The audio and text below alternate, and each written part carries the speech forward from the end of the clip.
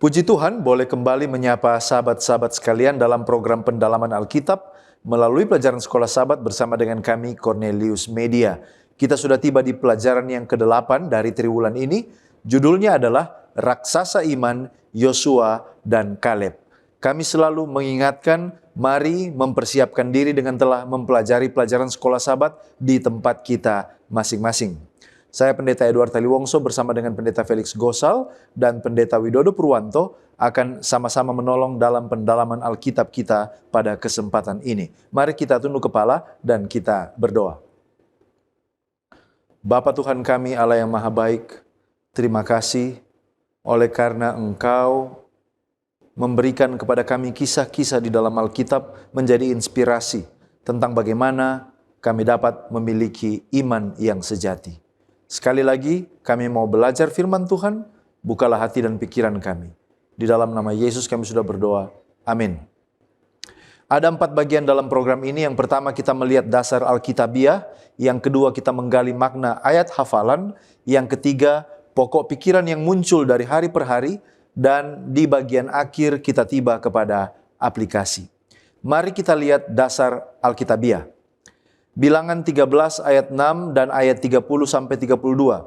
Kaleb menunjukkan keberanian dan iman bahwa Israel mampu merebut tanah Kanaan.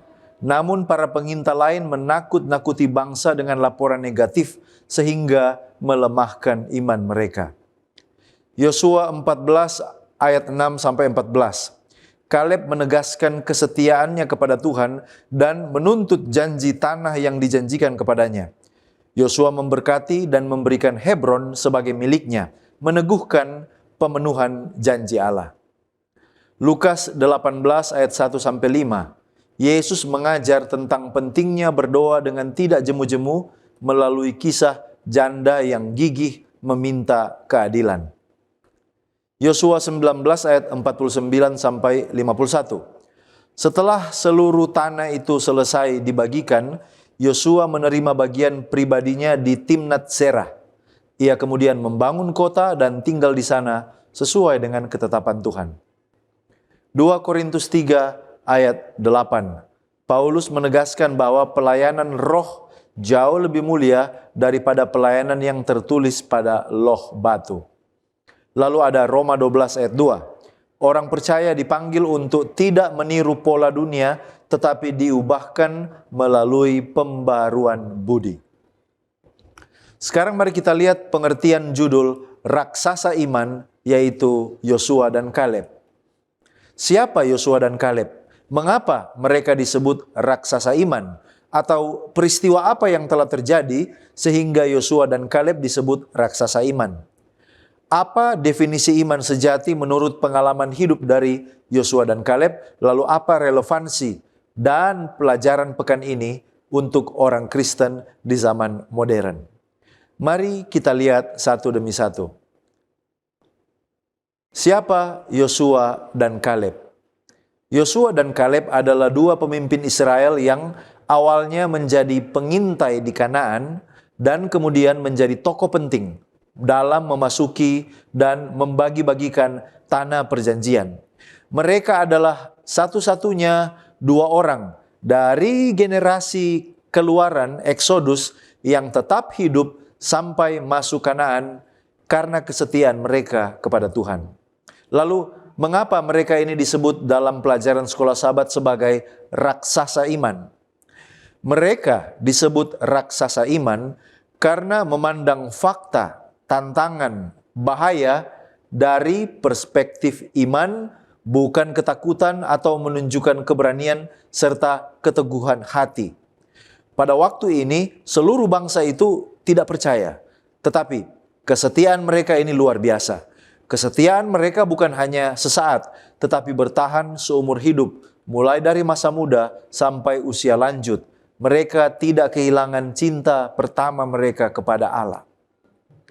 Lalu kemudian, peristiwa apa yang telah terjadi sehingga Yosua dan Kaleb ini disebut sebagai para raksasa iman? Kita belajar dalam pelajaran pekan ini bahwa mereka menunjukkan iman yang besar saat mereka kembali dari misi pengintaian. Ketika mereka berdua berdiri melawan 10 pengintai yang memberikan laporan yang negatif yang mempengaruhi iman seluruh bangsa. 40 tahun kemudian, iman mereka sekali lagi dibuktikan ketika Kaleb meminta pencapaian yang paling sulit, yaitu Gunung Hebron yang pada waktu itu dihuni para raksasa. Lalu kemudian Yosua memilih warisan bukan demi dirinya, tetapi demi kemuliaan Tuhan. Apa definisi iman sejati menurut pengalaman hidup dari dua orang ini, Yosua dan Kaleb? Kita temukan bahwa iman sejati adalah kemampuan untuk melihat fakta melalui kacamata ilahi, mengakui realitas tetapi tetap percaya bahwa janji Tuhan lebih besar daripada tantangan. Iman sejati berarti tetap setia, tidak goyah oleh waktu, oleh tekanan ataupun keadaan. Dan iman sejati artinya hidup sepenuhnya untuk kemuliaan Tuhan, bukan ambisi pribadi. Apa relevansi pelajaran ini untuk orang Kristen di zaman modern? Pelajaran ini mengingatkan bahwa tantangan hidup, krisis, ketidakpastian, ancaman, atau fakta yang kelihatannya menakutkan bukanlah alasan untuk putus asa. Seperti Yosua dan Kaleb, kita dipanggil melihat realitas melalui perspektif iman. Pelajaran ini menegaskan bahwa iman itu bukan emosi sesaat, tetapi kesetiaan jangka panjang oleh karena pilihan, oleh karena karakter, oleh karena ketekunan yang terus-menerus. Lalu, bagaimana saudara dan saya kita bisa menjadi raksasa iman seperti Yosua dan Kaleb? Jawabannya adalah kita menjadi raksasa iman ketika kita membangun perspektif rohani. Melalui apa? Melalui baca firman, melalui berdoa, melalui memilih percaya pada Tuhan di tengah fakta yang menakutkan, dan memprioritaskan kehendak Tuhan di atas kenyamanan atau keuntungan pribadi. Andrews Bible Commentary, Old Testament halaman 296 menekankan sikap dari Yosua dan Kaleb. Dikatakan, laporan mereka ini maksudnya 10 pengintai yang lain, menimbulkan ketakutan yang berujung pada keputusasaan dan pemberontakan. Tetapi dua mata-mata lainnya, yaitu Yosua dan Kaleb, mereka tidak menyangkal atau meremehkan tantangan yang dihadirkan oleh orang-orang Kanaan. Tetapi mereka bersikeras bahwa Israel akan mampu mengalahkan musuh-musuhnya melalui kuasa Allah. Karena ketidakpercayaan mereka, orang-orang ini lebih menerima kebohongan daripada kebenaran. Ini membuktikan bahwa mayoritas tidak selalu benar. Kita tiba pada ayat hafalan Ibrani 13 ayat 7. Ingatlah akan pemimpin-pemimpin kamu yang telah menyampaikan firman Allah kepadamu. Perhatikanlah akhir hidup mereka dan contohlah iman mereka. Mari kita lihat pertama-tama latar belakang dan konteks ayat hafalan kita ini. Kita tahu bersama bahwa kitab Ibrani ini dituliskan kepada jemaat Kristen Yahudi yang telah menerima Yesus sebagai Mesias. Tetapi pada saat itu mereka menghadapi penganiayaan yang berat dan juga godaan untuk kembali kepada upacara-upacara perjanjian lama. Dan di sini penulis Rasul Paulus memberikan nasihat kepada mereka supaya mereka dapat mengarahkan pikiran mereka kepada Kristus yang adalah imam besar mereka yang mereka miliki. Nah, ayat ini berada dalam bagian penutup surat Ibrani pasal 13, di mana ayat ini berisi berbagai nasihat praktis untuk kehidupan komunitas Kristen. Diapit oleh peringatan tentang pemimpin palsu di ayat 9 dan juga penghiburan tentang pemimpin yang sejati. Nah, kalau begitu, siapa yang dimaksudkan dengan pemimpin-pemimpin kamu dalam konteks kitab Ibrani? Lalu kemudian apa makna yang menyampaikan firman dalam konteks ini?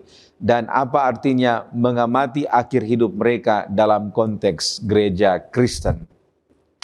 Nah, saudara, mari kita lihat yang pertama istilah pemimpin-pemimpin kamu. Kata pemimpin-pemimpin kamu ini datang dari kata hegumenoi. Di dalam bahasa Yunani, kata ini mengacu pada mereka yang memegang otoritas rohani dan memberikan arahan spiritual. Nah, di dalam tradisi Yahudi Kristen awal, ini adalah hal yang sangat berbeda dengan struktur hierarkis Yudaisme. Kenapa? Karena kepemimpinan Kristen itu didasarkan pada pelayanan dan kesetiaan kepada firman, bukan oleh karena garis keturunan atau jabatan resmi. Oleh karena itu, kata pemimpin kamu di dalam konteks ini merujuk pada para rasul, kemudian guru-guru gereja Kristen mula-mula yang mendirikan jemaat-jemaat Kristen Yahudi, termasuk juga para saksi mata pelayanan Yesus yang telah meninggal dunia. Frase yang menyampaikan firman Allah di sini merujuk atau menunjukkan tentang otoritas kepemimpinan. Ini menunjukkan bahwa otoritas kepemimpinan para pemimpin ini berasal dari pemberitaan firman Allah yang benar. Dan ini bukan karena karisma pribadi atau tradisi manusia, tetapi mereka adalah pengajar yang setia dan autentik. Nah, kemudian dapat kita katakan bahwa otoritas pemimpin ini diukur oleh karena kesetiaan mereka di dalam membawakan wahyu ilahi atau membawakan firman Tuhan, bukan oleh karena status sosial mereka ataupun karena kekuatan politik mereka. Kevin Van Hooser di dalam The Drama of Doctrine halaman 325 mengatakan, kepemimpinan dalam gereja harus dipahami sebagai pelayanan dalam firman. Otoritas pemimpin Kristen tidak berasal dari diri mereka sendiri, tetapi dari kesetiaan mereka dalam menyampaikan dan hidup sesuai dengan firman Allah yang diwahyukan. Nah, kalau begitu apa pengertian mengamati akhir hidup mereka? Nah, saudara, kata mengamati akhir hidup mereka di sini dapat kita lihat dalam konteks asli, yaitu bagaimana para pemimpin itu mereka tetap setia sampai akhir, bahkan mati sebagai martir. Dan di dalam konteks ini, mengamati akhir hidup berarti menilai kehidupan perjalanan rohani pemimpin-pemimpin ini. Melihat bagaimana integritas karakter yang konsisten dari pemimpin-pemimpin ini. Dan juga melihat kesetiaan pada prinsip-prinsip Alkitab sepanjang kehidupan mereka. Jadi bukan saja prestasi ataupun kepopularitas sesaat mereka. Nah, sehubungan dengan ini Gospel Workers halaman 351 mengatakan, para pemimpin yang sejati adalah mereka yang telah menerima terang dari Allah dan membagikannya kepada orang lain. Mereka tidak mencari kehormatan bagi diri sendiri, tetapi memuliakan Kristus dalam setiap perkataan dan perbuatan mereka. Akhir hidup mereka akan menunjukkan karakter Kristus yang telah mereka kembangkan sepanjang hidup mereka. Nah, kalau begitu, jika banyak pemimpin rohani memiliki rekam jejak yang bermasalah, apakah perintah untuk mencontohi iman mereka masih relevan pada saat ini? Nah, saudara-saudaraku yang terkasih, ayat ini tidak memerintahkan untuk meniru seluruh kehidupan pemimpin tanpa syarat, tetapi khususnya meniru iman mereka, yaitu hubungan mereka dengan Allah, ketekunan mereka dalam doa, dan juga kesetiaan mereka pada prinsip-prinsip firman Tuhan. Kelemahan para pemimpin rohani tidak menghilangkan validitas Injil yang mereka beritakan. Kenapa? Karena keselamatan itu datang dari Kristus, bukan dari kesempurnaan para pemimpin dan para pengajar firman. Oleh karena itu, kita harus memahami konsep yang benar tentang mencontohi iman mereka di dalam konteks ini. Ini harus dipahami dalam terang Kristus sebagai teladan utama. Ibrani pasal 12 ayat 2. Di mana para pemimpin rohani adalah cermin yang memantulkan Kristus. Tetapi cermin mereka itu retak dan tidak sempurna. Tugas kita bukan untuk menyembah cermin itu, tetapi untuk melihat Kristus melalui cermin itu. Di dalam buku The Cost of Discipleship yang ditulis oleh Bonhoeffer, halaman 229, di sana dikatakan bahwa kita tidak mengikuti pemimpin manusia, tetapi Kristus yang hidup di dalam dan melalui mereka. Ketika seorang pemimpin gagal, kita tidak mengikutinya dalam kegagalannya, tetapi mengikuti Kristus yang tetap setia meskipun hambanya tidak setia. Sekarang kita masuk kepada pokok pembahasan kesetiaan. Apa pengertian kesetiaan dan siapa yang dimaksud setia dalam konteks pelajaran hari Minggu? Menurut KBBI, kesetiaan secara umum adalah keteguhan hati dalam ketaatan. Beberapa kamus bahasa Inggris menghubungkan kesetiaan dengan komitmen dan sikap loyal. Seventh-day Adventist Bible Dictionary menjelaskan bahwa kesetiaan dari sudut pandang Alkitab merujuk pada kata Ibrani emuna atau kata Yunani pistis yang pengertiannya berkaitan erat dengan iman. Itulah sebabnya Seventh-day Adventist Bible Dictionary memberikan definisi kesetiaan sebagai sebuah keyakinan hati dan pikiran kepada Tuhan serta jalan-jalannya yang menuntun seseorang untuk bertindak sesuai dengan kehendaknya. Nah, dalam konteks pelajaran sekolah Sabat, Kaleb dan Yosua lah yang dimaksud memiliki kesetiaan kepada Allah. Bilangan 32 ayat 11 dan 12, bahwasanya orang-orang yang telah berjalan dari Mesir yang berumur 20 tahun ke atas tidak akan melihat negeri yang kujanjikan dengan bersumpah kepada Abraham, Ishak dan Yakub, oleh karena mereka tidak mengikut aku dengan sepenuh hatinya, kecuali Kaleb bin Yefune dan orang Kenas itu dan Yosua bin Nun, sebab keduanya mengikut Tuhan dengan sepenuh hatinya. Kesetiaan mereka bukanlah datang dari penilaian manusia, melainkan Allah sendiri. Bahkan tentang Kaleb, Allah berfirman dalam Bilangan pasal yang ke-14 ayat 24a, tetapi hambaku Kaleb, karena lain jiwa yang ada padanya dan ia mengikut aku dengan sepenuhnya. Jadi dari pernyataan Allah terhadap kesetiaan Kaleb dan Yosua ini ada dua hal yang perlu kita perhatikan. Yang pertama adalah mereka mengikut Tuhan sepenuh hati mereka. Dan yang kedua bahwa Kaleb lain jiwanya. Frase lain jiwa menurut Seventh-day Adventist Bible Commentary volume 1 halaman 868 adalah seseorang yang benar-benar dikuasai oleh Roh Kudus yang teguh dalam penurutan serta berani membela kebenaran apapun resikonya. Sedangkan mengikut Tuhan dengan sepenuh hati menurut James Philip dan Lloyd Ogilvie dalam Preacher's Commentary Series volume 4 halaman 152 merujuk pada kepercayaan dan ketaatan yang utuh atau sempurna dan tidak tergoyahkan dari waktu ke waktu. Artinya, kesetiaan Kaleb dan Yosua adalah hasil dari kepercayaan dan ketaatan mereka kepada Allah, firman-Nya, jalan-jalannya, serta kuasanya yang utuh dan tidak tergoyahkan di bawah tuntunan atau pengendalian Roh Kudus. Sekarang apa tantangan kesetiaan yang dihadapi oleh Kaleb dan Yosua saat itu, dan apa yang membuat mereka bisa bertahan setia, serta apa hasil kesetiaan mereka? Tantangan kesetiaan yang dihadapi oleh Kaleb dan Yosua adalah, yang pertama, mereka harus menghadapi kekuatan mayoritas, ke-10 pengintai yang lain yang telah berhasil mempengaruhi seluruh orang Israel mempercayai kesaksian mereka yang melemahkan iman. Bilangan 14 ayat 6-10, tetapi Yosua bin Nun dan Kaleb bin Yefune yang termasuk orang-orang yang telah mengintai negeri itu mengoyakkan pakaiannya dan berkata kepada segenap umat Israel, negeri yang kami lalui untuk diintai itu adalah luar biasa baiknya. Jika Tuhan berkenan kepada kita, maka Ia akan membawa kita masuk ke negeri itu dan akan memberikannya kepada kita, suatu negeri yang berlimpah-limpah susu dan madunya.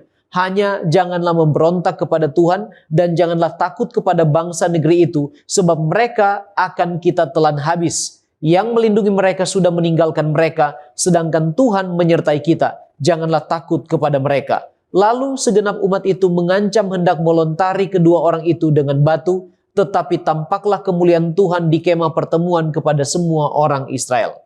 Yang kedua, tantangannya adalah mereka harus turut mengalami akibat dari roh tidak percaya dan pemberontakan bangsa itu dengan turut mengembara di padang gurun selama 40 tahun lagi sebelum memasuki tanah perjanjian Kanaan. Namun mereka tetap percaya dan setia kepada Allah. Yang ketiga, tantangan mereka adalah mereka harus juga terlibat dalam peperangan menaklukkan musuh-musuh, yaitu bangsa-bangsa lain baik selama pengembaraan di padang gurun maupun ketika mereka memasuki tanah Kanaan. Apa yang membuat mereka bisa bertahan dalam kesetiaan walaupun ada begitu banyak tantangan yang dihadapi, yaitu iman. Alfa Omega Jilid 2 halaman 121 menggambarkan bahwa iman mereka kepada Allah, janji serta firman-Nya lah yang telah membuat mereka mampu bertahan dalam setiap tantangan yang mereka hadapi, entah itu menghadapi mayoritas, dalam pengembaraan di padang gurun serta peperangan melawan musuh-musuh mereka. Nah, apa reward dari kesetiaan Kaleb dan Yosua, serta apa pelajaran berharga kisah kesetiaan Kaleb dan Yosua bagi kita saat ini? Yang pertama, mereka berdua akan diizinkan Allah memasuki tanah perjanjian Kanaan. Bilangan 14 ayat 30 katakan, bahwasanya kamu ini tidak akan masuk ke negeri yang dengan mengangkat sumpah telah kujanjikan akan kuberi kamu diami, kecuali Kaleb bin Yefuna dan Yosua bin Nun. Kepada Kaleb sendiri menurut Yosua 14 ayat 14, Hebron diberikan kepadanya menjadi milik pusakanya karena ia tetap mengikuti Tuhan Allah Israel dengan sepenuh hati. Eerdmans Dictionary of the Bible halaman 210 katakan bahwa karena kesetiaan mereka, Kaleb dan Yosua diizinkan masuk ke tanah itu dan ikut serta dalam penaklukan Kanaan. Artinya, selain mereka diizinkan memasuki tanah Kanaan sebagai reward, ada reward perlindungan, keamanan, dan kemenangan kepada mereka yang Tuhan telah berikan. Nah, pelajaran bagi kita saat ini adalah bahwa Tuhan memanggil kita kepada kesetiaan yang dihasilkan dari iman yang tidak tergoyahkan kepada Allah. Seventh Day Bible Dictionary, Seventh Day Adventist Bible Dictionary katakan, iman yang tidak didasarkan pada penerimaan buta dan tanpa pengertian, tetapi pada kepercayaan yang tertinggi, pada kemampuan, kesanggupan, dan kesetiaan Allah. Seventh Day Adventist Bible Commentary volume 1 halaman 1113. Hari ini dikatakan, kita membutuhkan manusia-manusia yang setia sepenuhnya, yang mengikuti Tuhan sepenuh hati, yang tidak diam ketika seharusnya berbicara, yang setia pada prinsip kebenaran seperti baja, yang tidak berusaha meninggikan diri, tetapi yang berjalan dengan kerendahan hati bersama Allah, sabar, baik, ramah, dan sopan, yang memahami bahwa ilmu doa adalah mengasah iman dan menunjukkan perbuatan yang akan memuliakan Allah dan mendatangkan kebaikan bagi umatnya. Mengikuti Yesus itu membutuhkan pertobatan yang sepenuh hati sejak awal dan pengulangan dari pertobatan itu setiap hari. Baik, terima kasih pendeta. Sekarang kita melihat tema beri aku daerah perbukitan ini. Bagaimana Alkitab menggambarkan sikap Kaleb dan Yosua berdasarkan ayat-ayat yang diberikan. Nah, ada beberapa ayat yang menjelaskan tentang sikap dari Kaleb dan Yosua serta bagaimana kualitas, karakter, dan iman mereka. Contohnya, Alkitab menggambarkan Kaleb dan Yosua itu sebagai orang yang mengikuti Tuhan sepenuhnya. Itu ada di Yosua 14 ayat 8 sampai 9, lalu kemudian ada Bilangan 14 ayat 24, juga ada di Ulangan 1 ayat 36. Lalu Kaleb itu dinyatakan memiliki roh yang berbeda, Bilangan 14 ayat 24. Artinya dia punya semangat iman, dia punya keteguhan dan berani. Lalu kemudian ia berpegang teguh pada janji Tuhan selama 45 tahun, tidak berubah hatinya, dia tetap penuh iman meskipun sudah berusia lanjut 85 tahun. Itu ada di Yosua 14 ayat 10 sampai 11. Lalu Yosua juga terus hidup dalam kesetiaan, memimpin bangsa ini tidak berdasarkan rasa takut, tetapi berdasarkan janji-janji Allah. Bilangan 32 ayat 12. Nah, dalam Lukas 6 ayat 45, Yesus menegaskan prinsip bahwa apa yang dilakukan, tindak tanduk dari seseorang itu keluar dari isi hati. Jadi, laporan Kaleb seperti yang ada di dalam hati, Yosua 14 ayat 7, menunjukkan bahwa ada keselarasan, sinkron antara yang hati dan yang keluar atau yang nampak dalam perbuatan. Apa kira-kira arti teologis dari frase mengikut Tuhan sepenuhnya? Bagaimana konsep mengikut Tuhan sepenuhnya ini? Lalu kemudian apa beda antara Kaleb dan 10 pengintai lainnya? Nah, frase mengikut Tuhan sepenuhnya, bahasa Ibrani male akar Yahweh, menyiratkan ada kepenuhan hati yang selaras dengan kehendak Allah dan tidak terbagi antara ketakutan, kompromi, ataupun keinginan pribadi. Jadi, secara teologis, konsep ini menegaskan sedikitnya 3 kebenaran. Yang pertama, setia kepada Allah muncul dari hati yang dipenuhi iman. Jadi bukan eksternal, tetapi muncul dari hati yang tulus bahwa dia mau percaya dan setia kepada Allah. Yang kedua, mengikut Tuhan berarti menolak logika ketakutan. Maksudnya, 10 pengintai ini menilai situasi berdasarkan apa yang mereka lihat dan persepsi mereka. Tetapi Kaleb menilai realitas berdasarkan janji Allah, bukan keadaan. Itu sebabnya dia memiliki roh yang berbeda tersebut. Lalu kemudian yang ketiga, janji Allah itu menuntut partisipasi aktif. Artinya, Allah memang telah memberi tanah Kanaan, tetapi suku-suku ini harus menginjaki kaki mereka dan mengklaimnya. Yosua 14 ayat 9-12. Jadi, janji Allah itu tidak bekerja secara otomatis. Manusia dipanggil untuk bekerja sama dengan kehendak Allah. Jadi ini adalah inti dari teologi covenant. Allah yang berinisiatif, manusia merespons dengan iman. Pertanyaan selanjutnya, kira-kira kompromi-kompromi kecil apa yang dapat menghalangi kita untuk mengikuti Tuhan sepenuhnya seperti yang telah dilakukan oleh Kaleb? Ada beberapa kompromi yang dapat menghalangi saudara dan saya untuk memiliki iman seperti Kaleb. Yang pertama, kompromi dalam ketaatan pribadi. Maksudnya, menganggap ada dosa-dosa kecil yang tidak berbahaya. Ini kita perlu berhati-hati. Yang kedua adalah kompromi dalam disiplin rohani. Meremehkan waktu untuk berdoa, meremehkan waktu untuk membaca firman, melakukan ibadah tetapi hanya rutinitas kebiasaan, bukan dengan hati. Perlahan-lahan hati tidak lagi pernah atau penuh mengikuti Tuhan.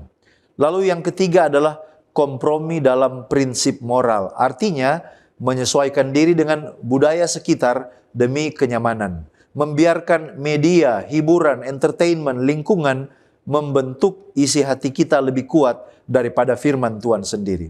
Dan yang keempat adalah kompromi dalam iman.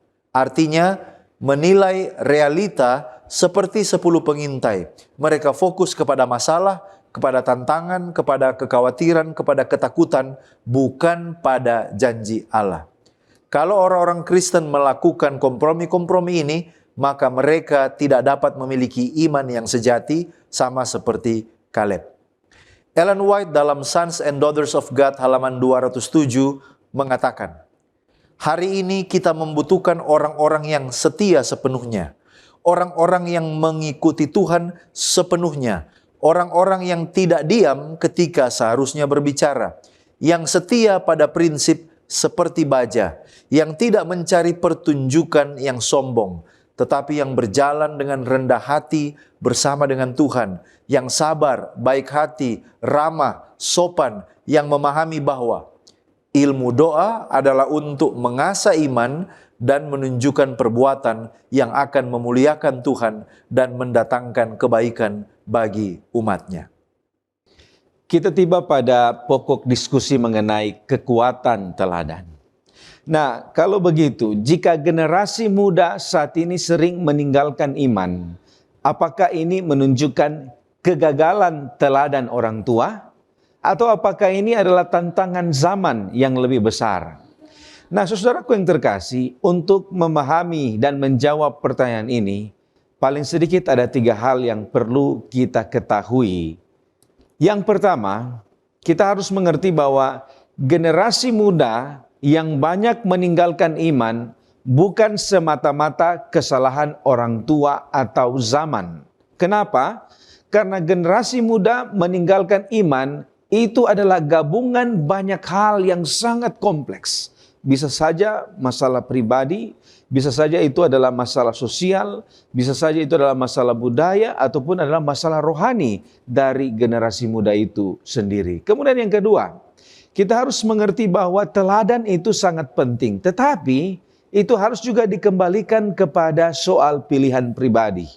Orang tua dan pemimpin memang harus menjadi contoh dan teladan, tetapi ingat, setiap generasi atau setiap anak bertanggung jawab atas imannya sendiri di hadapan Allah. Ministry of Healing halaman 397 mengatakan, orang-orang muda membutuhkan teladan yang hidup, bukan sekedar kata-kata. Ketika mereka melihat iman yang nyata dalam kehidupan sehari-hari. Kemudian di dalam Seventh Day Adventist Bible Commentary jilid 1 halaman 407 dikatakan, generasi muda Israel sering gagal karena mereka tidak mengalami sendiri mujizat-mujizat yang dialami generasi tua. Demikian pula hari ini, iman tidak dapat diturunkan secara otomatis. Ia harus dialami secara pribadi. Nah, kemudian yang ketiga, kita harus juga paham bahwa iman seperti Kaleb itu perlu untuk dibina. Iman yang bertahan bukan karena tradisi, tetapi karena hubungan pribadi yang nyata dengan Allah. Nah, saudaraku yang terkasih, jadi dengan kalimat yang sederhana, kita bisa katakan bahwa teladan itu penting. Tetapi kegagalan generasi muda tidak dapat sepenuhnya menjadi kesalahan orang tua. Kisah Kaleb yang kita pelajari menunjukkan bahwa sekalipun dia berdiri sendirian, orang-orang yang tua jatuh dalam iman mereka, tetapi Kaleb mampu bertahan karena dia memiliki iman yang berdasarkan hubungan dengan Allah, bukan karena hanya mengikuti tradisi-tradisi dan kebiasaan-kebiasaan orang tuanya. Nah, kalau begitu, bagaimana dengan kisah Kaleb yang memberikan Aksa kepada Otniel sebagai hadiah? Bukankah menawarkan putri sebagai hadiah atas kemenangan militer terdengar problematik pada kehidupan modern kita saat ini? Nah, saudaraku yang terkasih, mari kita lihat beberapa hal untuk memahami akan masalah ini atau isu ini. Yang pertama, kita harus pahami dulu konteks budaya Timur Tengah Timur dekat kuno pada zaman itu. Nah, praktik pernikahan pada zaman Alkitab atau sekitar tahun 1400-1200 sebelum Masehi itu sangat berbeda dengan norma modern kita pada saat ini. Kenapa? Karena pada saat itu pernikahan itu sering diatur oleh keluarga sebagai aliansi atau gabungan, aliansi sosial dan juga aliansi politik. Jadi bukan sekedar pilihan dari individu itu tersendiri. Jadi itu sering yang kita lihat di dalam konteks budaya Alkitab pada saat itu. Kemudian yang kedua, dari prinsip teologis kita harus lihat bahwa fokus utama dari narasi ini bukan kepada transaksi pernikahan, tetapi lebih kepada keberanian iman yang dinyatakan. Narasi ini lebih fokus kepada kesetiaan pada janji Allah, lebih fokus kepada kelanjutan generasi yang saleh. Jadi bukan kepada objektifikasi dari perempuan itu sendiri. Kemudian yang ketiga, kita bisa melihat etika Alkitabiah. Kalau kita perhatikan, Alkitab menunjukkan adanya perkembangan etika pernikahan dari praktek budaya Kanaan kuno menuju kepada idealitas Injil tentang kesetaraan dan cinta timbal balik yang dituliskan di dalam Efesus pasal 5 ayat 21 sampai 33. Nah, seorang teolog yang bernama Karl Barth menekankan bahwa Alkitab itu harus dibaca dalam terang Kristen atau terang Kristus. Setiap cerita dalam Perjanjian Lama harus dipahami dalam konteks keseluruhan narasi keselamatan yang mencapai puncaknya dalam Kristus. Dalam kerangka ini, kisah Kaleb dan Aksa bukanlah model etika pernikahan universal, tetapi cerminan budaya tertentu yang masih dalam proses transformasi oleh nilai-nilai kerajaan Allah. John Walton di dalam bukunya Ancient Near Eastern Thought and the Old Testament halaman 317 mengatakan bahwa dalam budaya Timur Dekat kuno, pernikahan adalah urusan keluarga yang mengikat aliansi antar klan. Dan ketika Kaleb menawarkan Aksa kepada Otniel, ini bukan objektifikasi perempuan, tetapi pengakuan terhadap Otniel sebagai penerus rohani dan militer yang layak. Namun kita harus hati-hati untuk tidak menganggap praktik budaya ini sebagai norma etis abadi. Kemudian juga ada teolog feminis yang bernama Phyllis Trible mengatakan bahwa Allah bekerja dalam budaya yang tidak sempurna untuk membawa manusia pada pemahaman yang lebih penuh tentang kehendaknya. Dalam hal ini, kisah Aksa justru menunjukkan kekuatan dan inisiatif perempuan. Ia aktif meminta mata air tambahan dalam Yosua pasal 15, menunjukkan bahwa bahkan dalam struktur budaya yang terbatas, Allah menghargai suara dan kebutuhan perempuan. Sekarang kita tiba pada pokok pembahasan pahlawan yang rendah hati. Dalam konteks sekolah Sabat, siapa yang dimaksud dengan pahlawan yang rendah hati itu? Dan secara umum, mengapa dia disebut pahlawan yang rendah hati? Jadi yang dimaksud dalam pelajaran sekolah Sabat sebagai pahlawan yang rendah hati ialah Yosua. Mengapa demikian? Sebab bila kita menelusuri perjalanan hidup Yosua, maka kita akan dapati beberapa hal mengapa dia, Yosua, disebut pahlawan yang rendah hati. Yang pertama, Yosua tidak pernah mengangkat dirinya sebagai seorang pemimpin. Ia bertahun-tahun menjadi pelayan Musa menurut Keluaran 24 ayat 13 dan Bilangan 11 ayat 28. Jadi bukan untuk mencari jabatan, tetapi dia mengikuti Musa karena hati yang bersedia melayani. Yang kedua, Yosua selalu mengarahkan kemuliaan kepada Allah, bukan kepada dirinya sendiri. Dia tidak pernah mengklaim kemenangan-kemenangan yang dicapai Israel sebagai keberhasilan pribadinya. Dia justru mengakui bahwa Tuhanlah yang berperang bagi Israel, menurut Yosua 10 ayat 42, dan Tuhanlah yang menyerahkan musuh-musuh mereka ke tangan mereka, menurut Yosua 21 ayat 44. Selanjutnya, Yosua mengikuti Musa dan setia menjadi abdi atau pelayan Musa, tanpa pernah menaruh rasa iri atau kecemburuan terhadap Musa. Kemudian Yosua selalu taat kepada perintah Allah, bahkan selalu mencari Allah dan petunjuk firman-Nya dalam kepemimpinannya. Dan yang terakhir, Yosua setia kepada Tuhan sampai akhir hidupnya. Letter 3 1879 pena inspirasi katakan, ketika Yosua mendekati akhir hidupnya, ia melakukan tinjauan kembali atas masa lalu untuk dua alasan, yaitu untuk membimbing Israel agar bersyukur kepada Allah atas manifestasi nyata kehadiran Allah dalam semua perjalanan mereka, dan juga untuk membimbing mereka hidup dalam kerendahan hati. Nah, dalam konteks pelajaran sekolah Sabat, apa yang menandakan kerendahan hati Yosua? Yosua menjadi orang yang terakhir menerima bagian dari tanah perjanjian.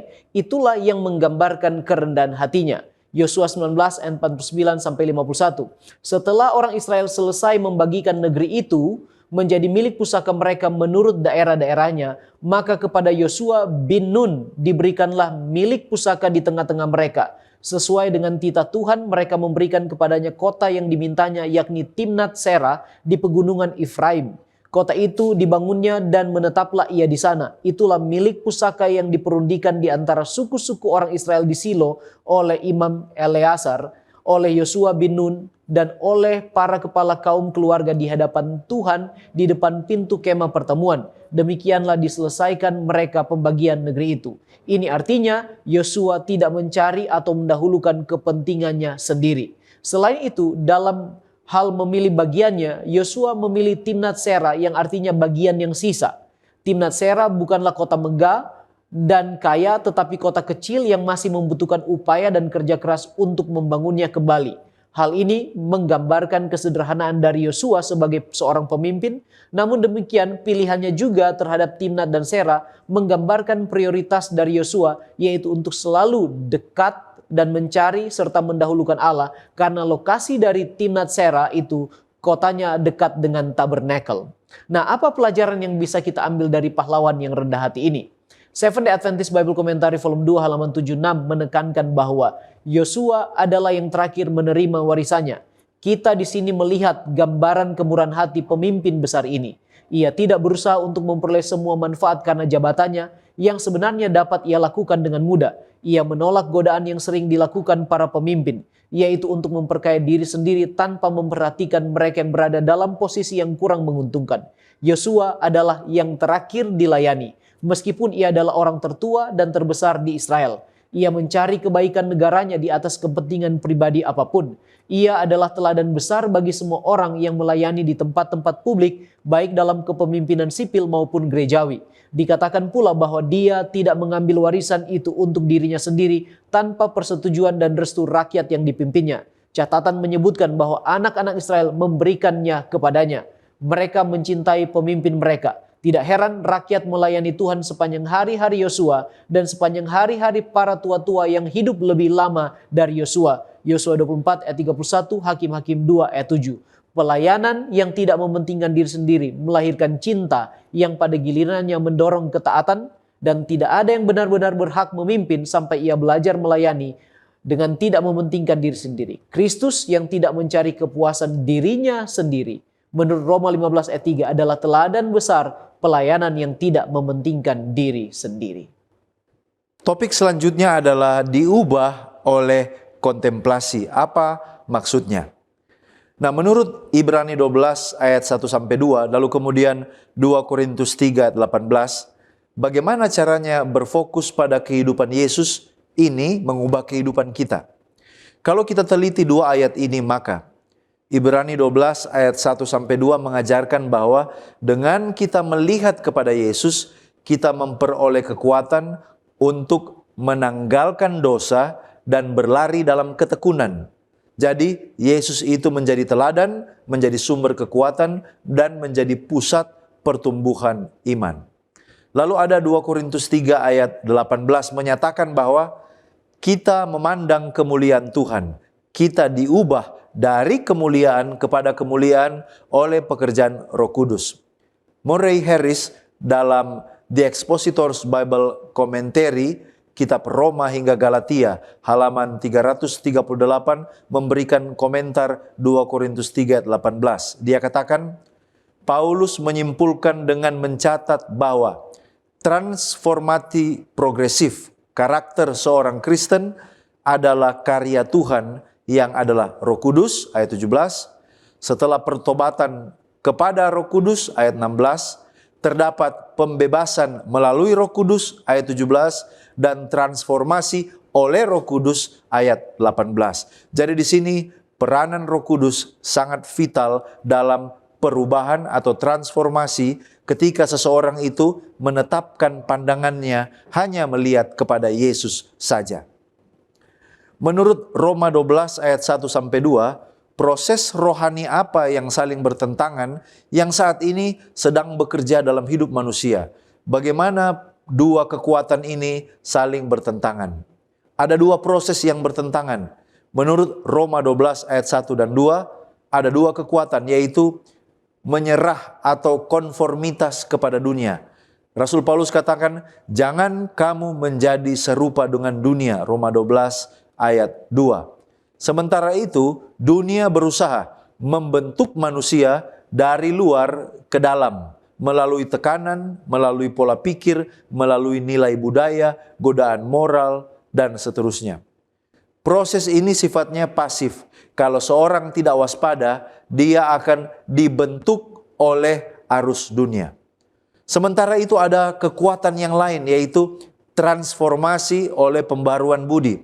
Di dalam Roma 12 ayat 2 dikatakan, berubahlah oleh pembaharuan budimu.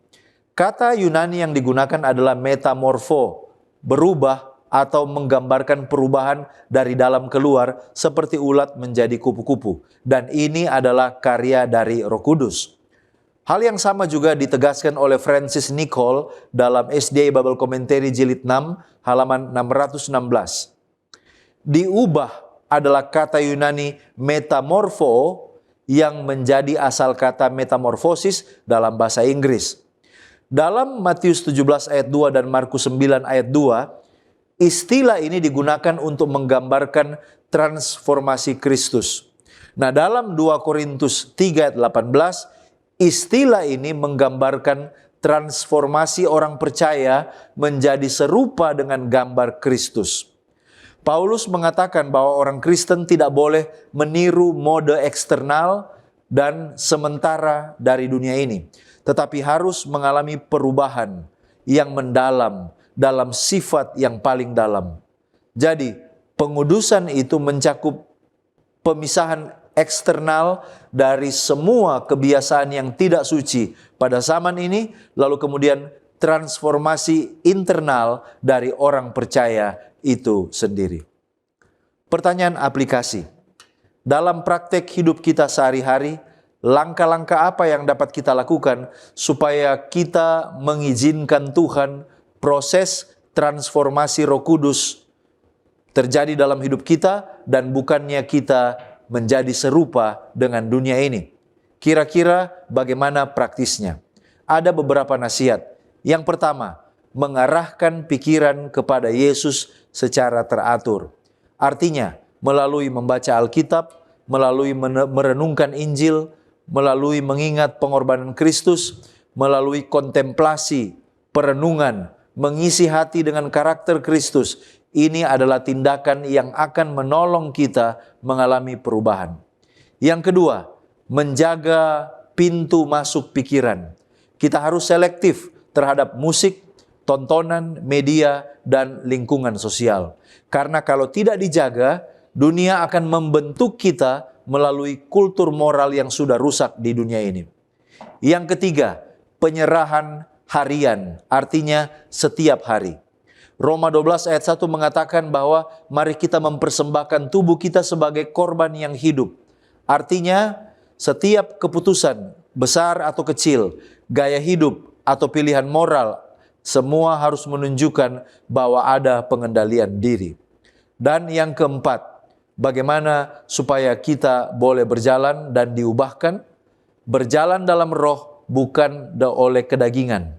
Artinya kita harus konsisten memohon kuasa Roh Kudus, membangun kebiasaan rohani, berdoa, berpuasa, terlibat dalam pelayanan, dan seterusnya. Kalau kita mempraktekkan hal-hal ini, maka ini akan menolong saudara dan saya untuk mengalami transformasi Roh Kudus dan tidak menjadi serupa dengan dunia ini. Kita tiba pada pendalaman. Nah, di era di mana komplain, kemudian skeptisme, dan juga protes itu dianggap wajar, nah bagaimana kita menjelaskan nilai positif dari sikap Kaleb yang tidak bersungut-sungut? Nah, saudaraku yang terkasih, secara teologis, sikap tidak bersungut-sungut Kaleb harus dipahami dalam kerangka teologi perjanjian dan karakter Allah. Di mana di sini kita lihat bahwa Kaleb ini percaya bahwa di balik kesulitan di padang gurun, Allah tetap baik dan setia pada janjinya.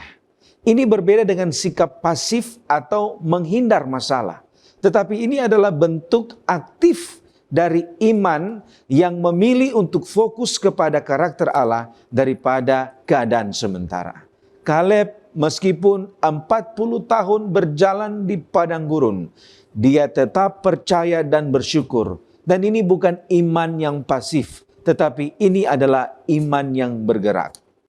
Menurut Jurgen Moltmann, seorang teolog berkata bahwa iman seperti ini atau iman yang sementara Kaleb ungkapkan ini adalah iman yang memiliki harapan yang sangat kuat. Kenapa?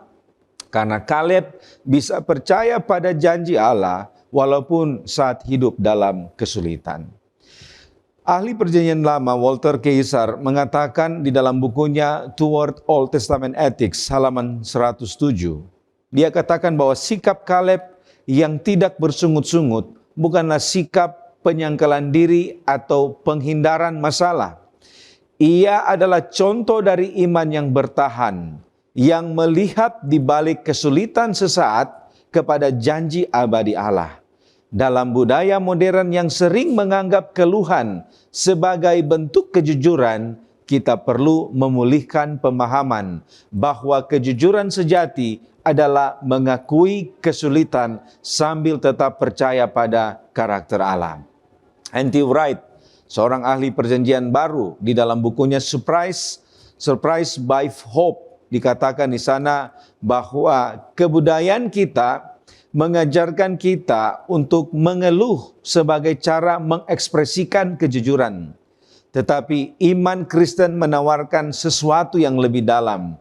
Di tengah budaya keluhan, gereja dipanggil untuk menjadi komunitas harapan yang menunjukkan dunia bagaimana hidup dengan mata tertuju kepada masa depan yang dijanjikan Allah. Nah, baik saudaraku yang terkasih, mungkin yang menjadi tantangan kita saat ini adalah bagaimana gereja bisa membentuk Kaleb-Kaleb baru, Kaleb-Kaleb modern, yang tidak takut pada data negatif, kemudian yang tidak takut kepada opini mayoritas, ataupun tidak takut kepada laporan mata-mata zaman modern.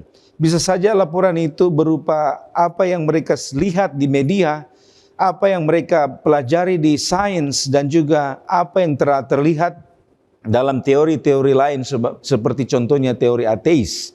Bagaimana caranya supaya gereja dapat memunculkan Kaleb-Kaleb baru ini yang tidak meragukan janji-janji Allah di tengah situasi dunia modern ini? Nah, ada beberapa hal yang perlu kita buat sebagai gereja. Yang pertama, yaitu perlunya pendidikan iman. Gereja perlu memberikan pendidikan iman yang tidak hanya menghafal doktrin, tetapi juga melatih pemikiran orang muda untuk mengevaluasi klaim dunia melalui kacamata Alkitab. Kemudian yang kedua yang perlu kita lakukan adalah kita perlu memberikan pengalaman rohani kepada anak-anak muda. Kaleb-kaleb baru perlu dibentuk melalui pengalaman pribadi dengan Allah. Mereka perlu mengalami pengalaman doa yang dijawab. Mereka perlu melihat bagaimana mereka dapat dipelihara dalam kesulitan dan bagaimana terjadi transformasi karakter yang dapat terlihat dalam kehidupan mereka. Yang ketiga, perlu juga gereja memikirkan adanya komunitas yang dapat menopang iman mereka. Artinya buatlah komunitas gereja itu menopang. Bukan justru sebaliknya, anak-anak muda ini tidak mencintai gereja, oleh karena di dalam gereja ada banyak masalah yang tidak menunjukkan iman sejati. Lingkungan gereja perlu untuk diskusi rohani, perlu untuk dukungan dalam pergumulan iman. Gereja harus menjadi tempat bertumbuh secara rohani. Kemudian yang keempat, gereja perlu melihat pemimpin memiliki teladan yang konsisten. Pemimpin gereja harus menjadi teladan hidup yang menunjukkan bagaimana menghadapi dunia modern dengan iman yang berani tetapi tidak naif. Dan yang kelima, perlu adanya pelatihan pendalaman Alkitab. Gereja perlu melatih orang-orang muda sehingga mereka dapat membedakan antara kebenaran Alkitab dengan argumen-argumen pribadi dari manusia. Sehingga orang-orang muda kita tidak mudah goyah oleh data negatif yang seringkali menyudutkan iman dan kebenaran Alkitab. Leslie di dalam bukunya The Gospel in a Pluralist Society mengatakan bahwa tantangan terbesar gereja sekarang bukan skeptisisme, tetapi orang yang tidak punya pengalaman besar yang memberi arti hidup. Kaleb tetap setia karena ia percaya pada cerita Allah bersama umatnya. Gereja pun harus menjadi tempat yang terus menceritakan dan hidup dalam cerita Injil. Saudaraku, sebagai penutup dan aplikasi dari apa yang kita pelajari dan diskusikan bersama, bagaimana kita boleh menunjukkan kesetiaan kepada Allah di tengah-tengah dunia yang penuh dengan tantangan kehidupan ini.